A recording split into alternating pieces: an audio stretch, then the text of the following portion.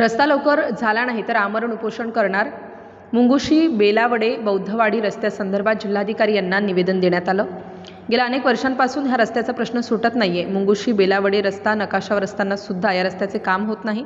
आज या रस्त्याला निधी येऊन सुद्धा अडवणूक केली जाते. जिल्हाधिकारी जावळे साहेब यांना निवेदन देऊन या प्रस्तावाबद्दल संपूर्ण माहिती दिली असता त्यांनी तात्काळ निर्णय घेण्याचं ठरवलं व अधिकाऱ्यांना सांगितलं, जो कोणी शेतकरी अडवणूक करत असेल त्याच्यावर ॲट्रॉसिटी दाखल करा. अनेक आंदोलनं केली, उपोषणं केली, रस्ता मिळाला पाहिजे. मागील गावांमध्ये अशा घटना झाल्या की झोडीमधून टाकून माणसाला न्यायला लागत होतं. गावामध्ये जर कोणी मेला तर त्याला झोडीमध्ये आणून रस्त्यावरून न्यायला लागायचं, अशी बिकट परिस्थिती या बौद्धवाडीची झालेली आहे. भारताला स्वतंत्र होऊन अनेक वर्ष गेली, परंतु या मुंगुशी बेलवडे बौद्धवाडीचा रस्ता अजूनपर्यंत झालेला नाही.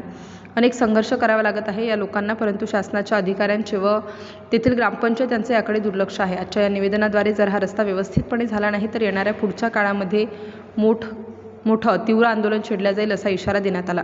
गावकऱ्यांची एवढीच मागणी आहे की आमचा रस्ता आम्हाला मिळावा. जर मिळाला नाही तर पुढे आंदोलन होणार. राष्ट्र माझा लाईव्ह न्यूजसाठी संजय गायकवाड, पेण, रायगड. आज आपण पेण तालुक्यातील मुंगुशी बेलावडे या गावा ठिकाणी आहोत. रस्त्यासंबंधी जो प्रश्न होता, अनेक वर्ष या रस्त्यासाठी या लोकांनी आंदोलनं केली, उपोषणं केली आणि रस्ता अजूनपर्यंत काही त्यांना मिळाला नाही.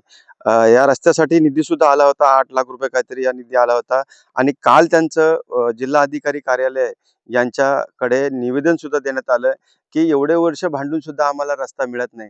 का मिळत नाही रस्ता? तर त्या रस्त्या होण्याकरता काही शेतकरी आहेत, ते शेतकरी अडवणूक करत आहेत आणि जो निधी आलाय त्याचा अभावी थोडीफार या इथची कुठेतरी त्यांच्या गावामध्येच खडी टाकली जाते. परंतु जो रस्ता मूळ आहे तो रस्ता मूळ हे मोकळा करून दिला जात नाही. आज आपल्या समोर त्याच गावची लोक आहेत. काय प्रश्न होता काल ते निवेदन देण्यासाठी गेले होते आणि त्यांनाच आपण विचारूया.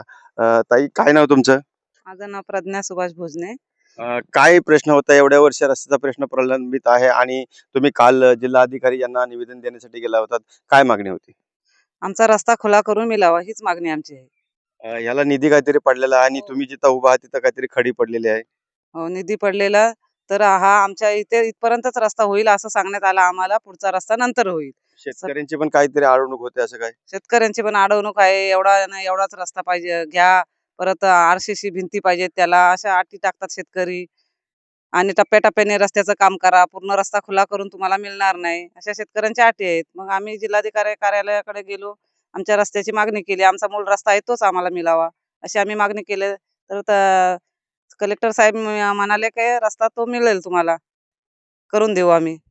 कलेक्टर साहेबांनी त्यांना आश्वासन दिलं होतं, जर कोणी अधिकारी या रस्त्याची पाहणी करून जर एखादा शेतकरी त्याच्यामध्ये अडवणूक करत असेल तर त्याच्यावर ॲट्रॉसिटी दाखल करा, असं सुद्धा काल कलेक्टर साहेबांनी त्यांना हे आदेश दिलेले आहेत. प्रांत अधिकाऱ्यांनी त्यांना फोन करून त्यांनी सांगितलं होतं. काल ही लोक त्यासाठी गेले होते. त्यांच्याबरोबर बहुजन संघटना सुद्धा होती. त्या संघटनेच्या माध्यमातून आज ह्या रस्त्याचा प्रश्न जर सुटला नाही तर मोठं आंदोलन केलं जाईल. आपल्याबरोबर दुसऱ्या ताई आहेत. काय नेमकं ताई एवढ्या वर्ष रस्त्याचा प्रश्न होता, काय सांगाल? बोला पटकन. रस्ता नाही किती वर्षे, रस्त्यासाठी किती वर्ष धावतात आमची माणसं. आणि रस्त्याचा काम आला का सरकाराकडून काम चालू करायच्या आधी शेतवाल्यांच्या अटी आणि काम चालू केलंय तर आमच्या गावाकडेच केलंय. पुढे रस्ता खुला करूनच नाही देत, शेतवाले अडवणूक करतात. याच्या अगोदर जो रस्ता होता त्यावेळी परिस्थिती काय होती? काहीतरी मागच्या वेळेला झोळीमध्ये मयत इथून घेऊन गेले होते, त्यावेळी काय नेमकी अडचण होती?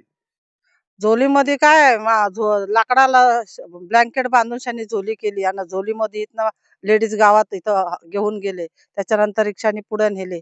त्या मुलीचा आमच्या बाळ पण गेला. अजून एक डिलिव्हरी रस्त्यामध्येच झाली. अजून एक व्यक्ती साप चावून शानी नेत होते, तिला पण जमतेम हॉस्पिटल गाठला आम्ही. अशी आमची परिस्थिती आहे. ह्याच्या पुढे आता रस्ता आलेला आहे, आम्हाला मिळावा एवढीच आमची खात्री. रस्ता मिळावा ह्यासाठी निवेदन दिले, आंदोलन झाली, उपोषण झाले, जिल्हाधिकाऱ्यांनी शब्द सुद्धा दिलेत. जर ह्यांचा आधार पूर्ण झाला नाही तर येत्या 8 दिवसामध्ये मोठं आंदोलन छेडलं जाईल, असं सुद्धा एक इशारा प्रशासनाने दिलाय. मी